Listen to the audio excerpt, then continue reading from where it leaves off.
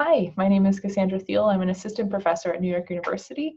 And I'm sorry that I can't be there today, but I'm happy to share some of the work that myself and some colleagues have been doing, more research on sustainability of medical systems, particularly related to eye health. Um, so let's get started here. A lot of the work that I do is focused on operating theaters, and a large part of that is because of the resource use in operating theaters. It's usually a high spend, high waste area. And the cool part about cataract surgeries is that they're so common, it's a really great place to focus.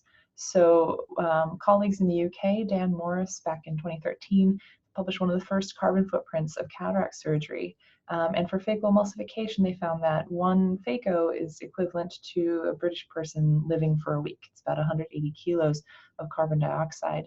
And most of those emissions were coming from the procurement of supplies. This led me to conduct research at Aravind Eye Care System. And with colleagues there, we discovered that the carbon footprint from the way that they perform surgery is about 1/20th of the emissions as the same procedure in the UK. So big differences in the environmental footprint of surgery. And so all this is to say that there's a lot of variability in practice.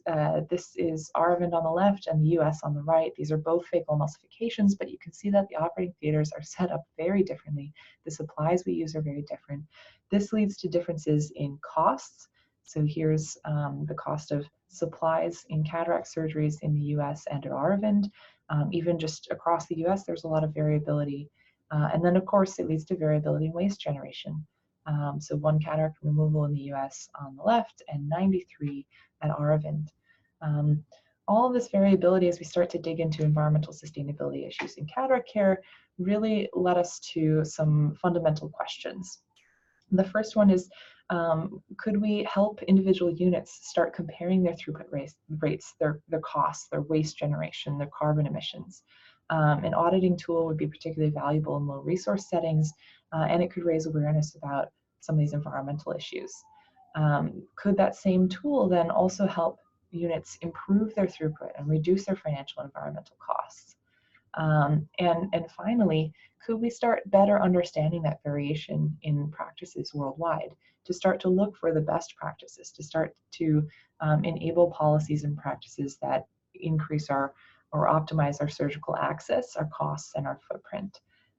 And so with colleagues, some of whom are there with you, we developed a tool called Eyefficiency. This was funded through the IAPB's Seeing is Believing grant, and we've gone through pilot and beta testing. Essentially, what the tool does, it's a website where users would go to enter information about their facility. So things like the number of cases they perform annually, the cost of their supplies typically, and the size of their OTs. This is paired then with information that comes off of an app.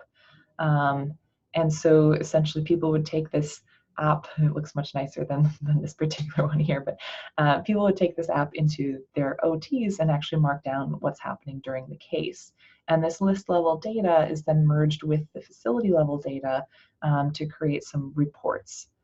So the tool was tested with about 20 sites worldwide. I believe 10 completed the testing successfully. We've gone through multiple iterations of the tool as we get feedback from the sites.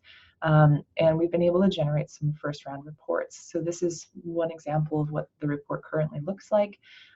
This was for a site that had monitored 37 of their cases. That was about 2% of their total annual caseload.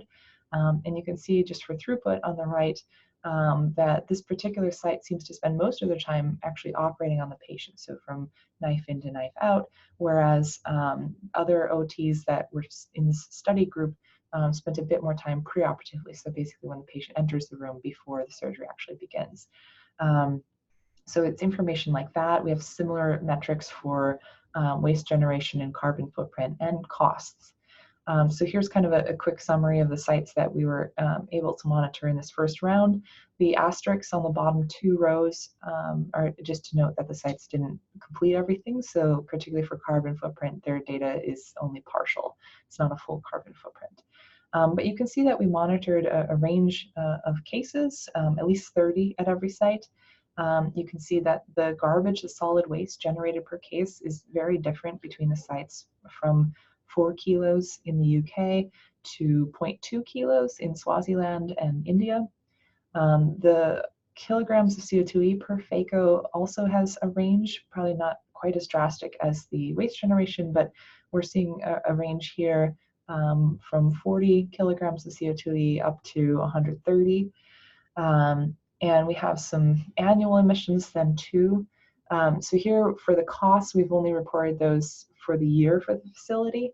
We're using Great British Pounds as the kind of base unit to compare all the sites, but the reports that are generated are in the site's local currency. So it gives sites a little bit more information that they can work with to compare their own footprint with others. With the beta sites, this Eyefficiency testing led them to start developing intervention ideas. What kinds of things would they do to change their outcomes here?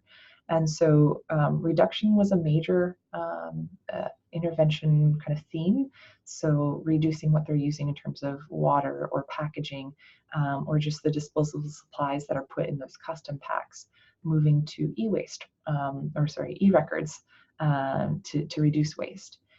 For reuse, it was a lot of switching away from single-use instruments where they can for a lot of the sites, and then increasing recycling where possible.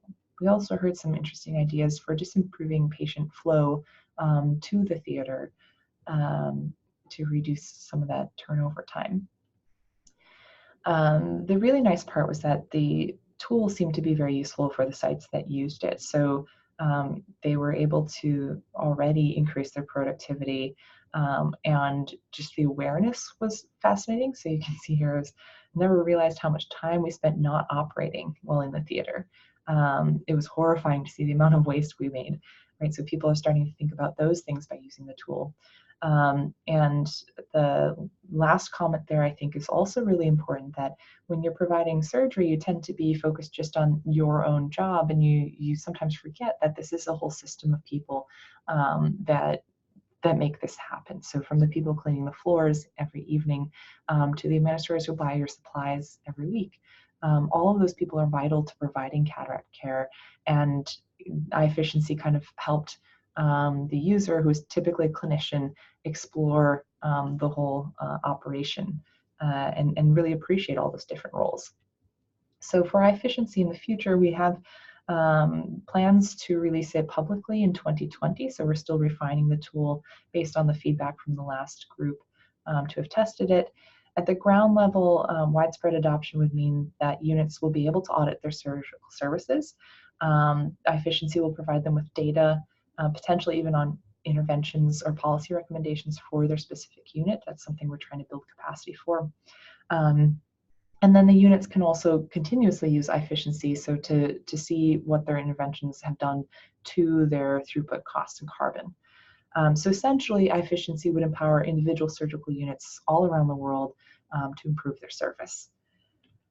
From a global understanding, the data that we're collecting would help us understand that global variation, which is how much range there is in all of these different practices. And we can start correlating that range of information to some of these measures. Essentially, we'll be able to identify best practices that can be shared with similar units globally. So not just like, here's the global best practices, but dividing it out by region. And so, from that top-down and bottom-up perspective, Eyefficiency can be an incredibly useful tool.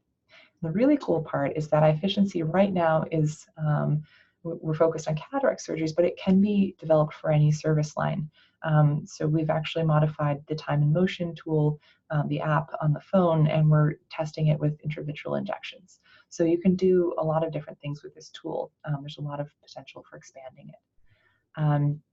With that, I'll leave you to ask any questions of Andy and Inga, who I believe are there with you today. If you do have any follow-up questions for me, feel free to email me. My email address is at the top. And thank you very much for your time.